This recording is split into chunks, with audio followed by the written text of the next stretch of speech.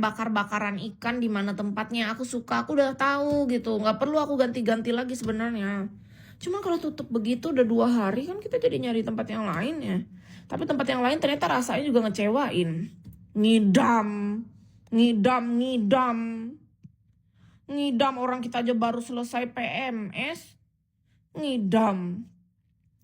Kita baru selesai PMS minggu lalu, tanggal berapa itu?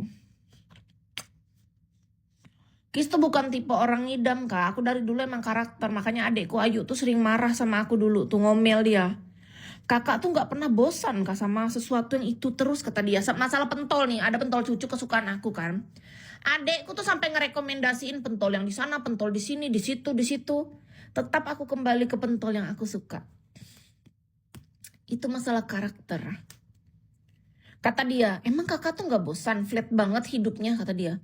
Suka banget ini, kalau yang sudah satu itu nggak mau kan nyoba yang lain kayak aku tuh loh, kata dia. Nyoba ini, nyoba itu gitu, explore, kata dia. Nggak mau. Ini karakter. Orang aku kayak gitu sukanya kayak mana? Aku kalau udah merasa nyaman, walaupun yang lain banyak orang bilang senikmat itu, aku tetap merasa nyaman yang aku suka aja, gitu. Kamarmu nyaman banget, iya nyaman juga. Makanya aku betah di rumah. Kalau rumahnya nggak nyaman, kamarnya nggak nyaman, nggak betah kita di rumah. Gimana caranya kita betah di rumah dan membuat suasana rumah nyaman? Tiap hari ya bangun, nyapu, ngepel. Itu penting. Kosek toilet sekali seminggu. Kemarin tahu nggak? Lebih dari seminggu aku nggak ngosek toilet kan. Aduh, aku mandi aja nggak semangat. Kalian bayangin lah kak. Cuman gara-gara aku nggak ngosek toilet sudah 7 hari lebih. Aku mandi pun nggak semangat. Itu ngaruh loh energinya. Coba bayangkan kalian. Apalagi ada orang yang gak ngosek-ngosek toilet sebulan. Apalagi dia gak nyapu ngepel lantai rumahnya itu seminggu. Coba.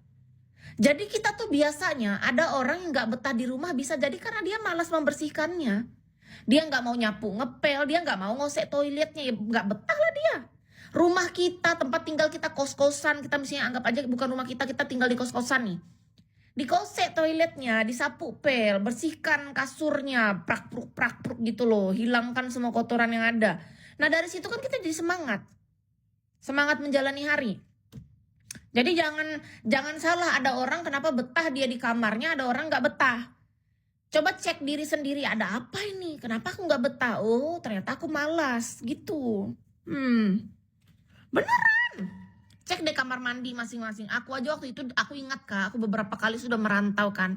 Pergi aku tinggal di kos-kosan. Dimanapun aku tinggal.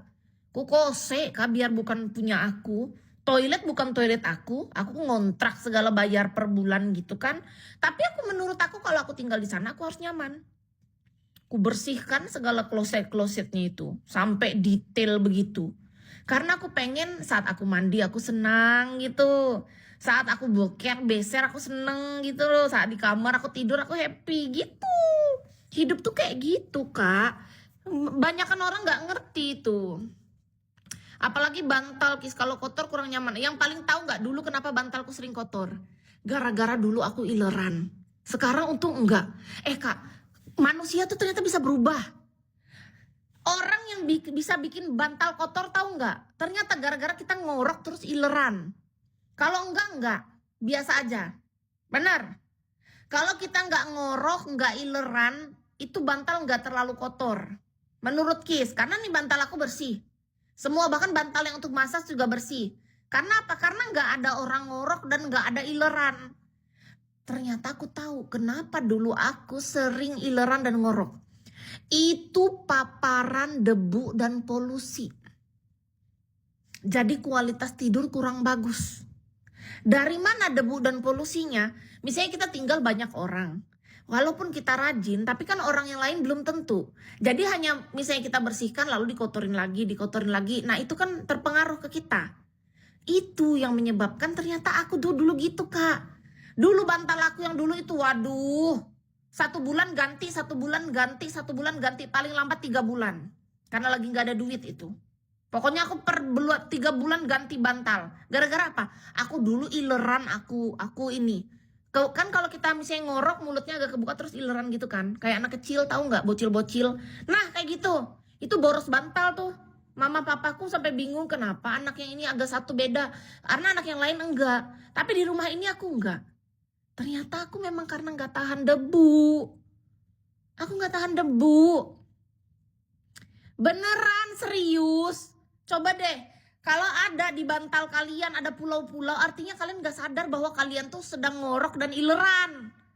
Aku dulu waktu di rumah papa mama sering ganti bantal. Mama papaku bingung. Anak-anak yang lain nggak ada yang pulau. Kenapa aku ada? Ternyata aku tuh ngorok. Aku.